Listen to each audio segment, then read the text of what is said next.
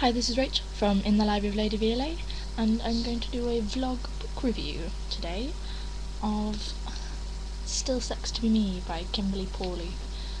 I should have done like a written review or something for this like a week or two ago, but my brain has been in it one of its no, I don't want to write reviews mode. I want to just sit about and kind of sit with fluff all in between my ears. So yeah, this is actually the second book in it's a sequel to Sex to Be Me, which came out I want to say 2008, because that's when I read it. I know I got it in 2008, so I think it came out probably somewhere around then.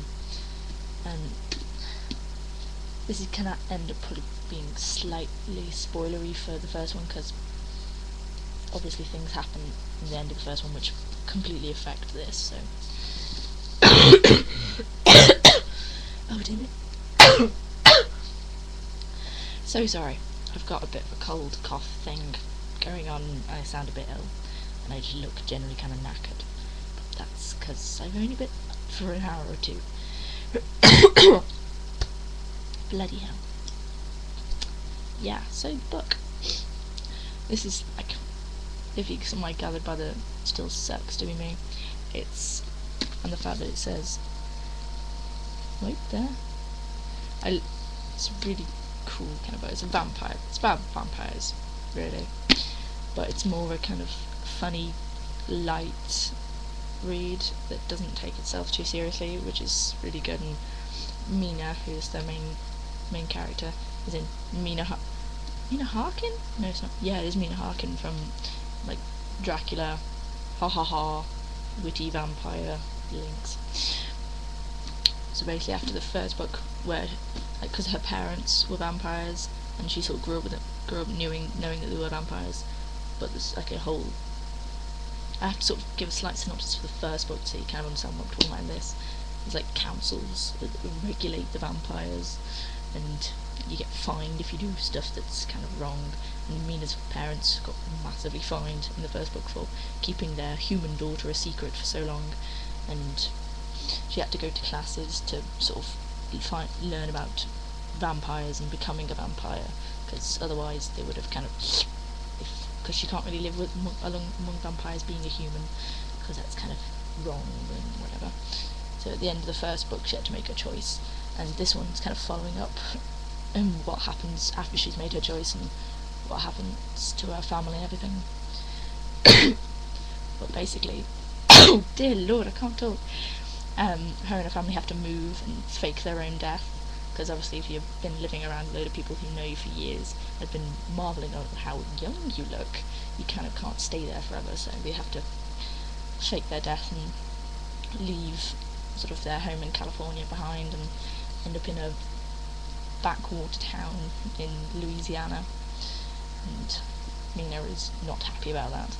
17 and sort of being separated from her best friend, and with a load of sort of the smallest high school ever, but now being all vamped up.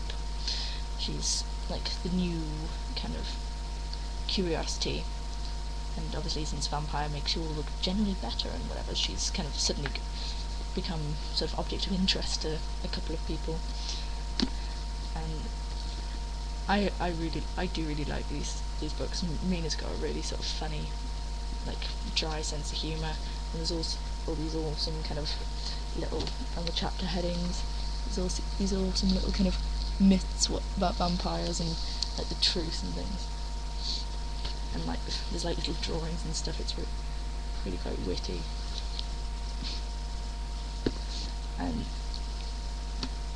I like the story as well, because I like her best friend Serena, who sort of appeared in this, because she sort of already knew about the vampire thing, because they explained it, like she told her in the last book.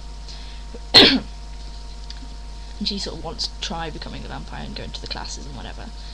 But there's also her boyfriend George, who she met during the classes from the last book, who has gone off to Brazil to see his parents, so she's all kind of stressing about not being able to get in contact with him and worrying. Brazil, obviously he's going to be on a beach somewhere with some scantily clad Amazonian woman, but there's also the kind of the local vampire sort of hottie that's at the school who's taken an interest in her. There's also kind of mafia vampire as well, and it's all really great. Like the sort of main plot is kind of interesting enough, and it's also it's not too kind of outrageous, but it's slightly outrageous because it's like a funny vampire story, not a kind of serious brooding kind of one. But yeah, I really like sort of Kimberly Pauly's sort of writing style, and I think her characters are lovely. I love George, mainly because I'm biased. I really like the name George. I'm biased to all characters named George. It's really good. Plus George is a cutie with his crazy changing eyes, because that's the thing about the vampires in this book. They either have really bright green eyes or really bright blue eyes, and you can sort of see on the cover, like there, her eyes are really blue, but I think her on the other one, which is the cover's red, I think her eyes are brown. So obviously showing the difference, because it's the same model on the same girl on the front, which is cool, and yay for consistency. But yeah, I don't think what else to say. Basically, if you think vampire stories have got really over serious and it's all in boarding schools with just evil coming out the cracks in the walls, then this is just light, funny, and still it feels slightly like a normal high school dramas, except there's the chance of getting your blood sucked. But Mina's a brilliant heroine. I really hope Kimberly does like a third book, because after I read Section of Me, I was like, there needs to be a sequel to this, because it's just awesome. So yeah, I give 4 out of 5 stars, and yeah, I think you should read it. Of course, obviously get Sex to Me first, because it's probably out in paperback by now, because this is American, because it's not printed in the UK, but I got my parents to buy it for me when they were in Florida. So yeah, I have the nice hardcovers, which are lovely. So yeah, 4 out of 5 stars to Still Sucks to Be Me. And I shall now go and do something productive, like get dressed. It is not noon and I'm not in my pyjamas. Right, okay, so yeah.